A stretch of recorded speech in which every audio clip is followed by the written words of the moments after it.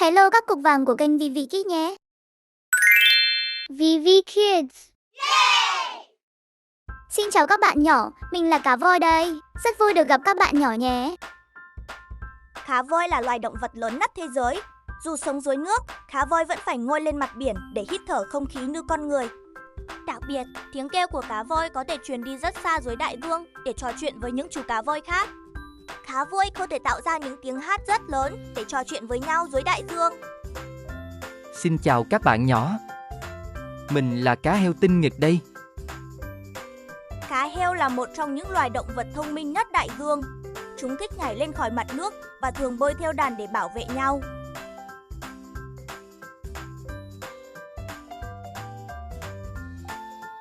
Alo, cá mập màu nhất đại dương xin chào các bạn nhỏ. Cá mập có thể mọc lại răng nhiều lần. Khi một chiếc răng rụng, chiếc răng mới sẽ nhanh chóng mọc lên thay thế. Cá mập có khứu giác rất nhạy. Chúng có thể phát hiện mùi trong nước từ khoảng cách rất xa, giúp tìm thức ăn dễ dàng. Hello, chào các bạn nhỏ, mình là cá hề siêu đáng yêu đây. Cá hề sống giữa những xúc tu của hải quỷ mà không bị đốt, và chúng có thể đổi giới tính khi cần để duy trì đàn cá. Cá hề có màu cam nổi bật với những sọc trắng, giúp các bạn nhỏ rất dễ nhận ra. Xin chào các bạn nhỏ, mình là bạch tuộc 8 tay siêu đáng yêu đây. Cùng chơi nhé. Bạch tuộc có 8 chiếc xúc tu rất khỏe và thông minh. Khi gặp nguy hiểm, chúng có thể phun mực để đánh lạc hướng kẻ thù rồi nhanh chóng bơi đi.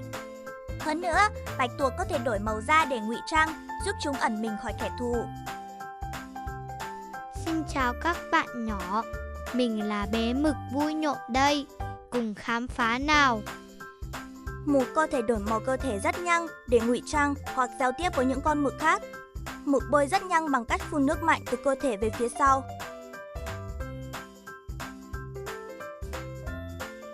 Xin chào các bạn nhỏ, mình là tôm hùm càng to đây, cùng vui chơi nào. Tôm hùm có 2 chiếc càng rất khỏe để tự vệ và tìm thức ăn. Đồng thời chúng có thể thay vỏ nhiều lần khi lớn lên. Tôm hùm có đôi mắt giúp quan sát xung quanh và chiếc râu dài để cảm nhận mọi vật dưới nước. Xin chào các bạn nhỏ, mình là rùa chậm mà chắc đây. Cùng khám phá nhé. Rùa biển có thể sống hơn 50 năm và bơi rất giỏi trong đại dương. Rùa biển cái thường quay về đúng bãi biển nơi mình sinh ra để đẻ trứng. Rùa biển có thể lặn dưới nước trong thời gian dài trước khi ngoi lên thở. Ngoài ra, chiếc mai cứng giúp rùa biển bảo vệ cơ thể khỏi nhiều kẻ thù. Xin chào các bạn nhỏ, mình là cua càng khỏe đây. Cua biển thường đi ngang thay vì đi thẳng, trông rất ngộ nghĩnh.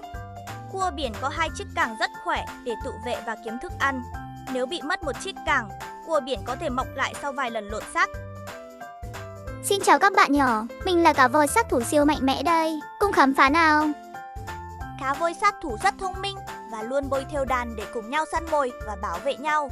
Mỗi đàn cá voi sát thủ có những âm thanh riêng để trò chuyện với nhau. Dù có tên là cá voi sát thủ, chúng thuộc họ cá heo và là loài cá heo lớn nhất thế giới. Xin chào các bạn nhỏ, mình là cá ngựa đáng yêu đây, cùng vui chơi nhé. Cá ngựa là loài mà cá ngựa bố sẽ mang trứng và sinh con. Thay vì cá ngựa mẹ, cá ngựa dùng chiếc đuôi cong để bám vào rong biển, giúp chúng không bị sóng cuốn đi. 2 mắt của cá ngựa có thể nhìn theo 2 hướng khác nhau cùng một lúc. Xin chào các bạn nhỏ, mình là cá đuối hiền lành đấy, cùng khám phá biển cả nhé. Cá đuối có thân hình dẹt và bơi uyển chuyển như đang bay dưới nước. Nhiều loài cá đuối thích nằm trên cát dưới đáy biển để nghỉ ngơi và ẩn mình. Mắt của cá đuối nằm trên lưng, còn miệng nằm ở phía bụng. Cá đuối thường ăn tôm, cua và các loài động vật nhỏ dưới đáy biển. Xin chào các bạn nhỏ, mình là hải quỷ xinh xắn đây, cùng khám phá đại dương nhé.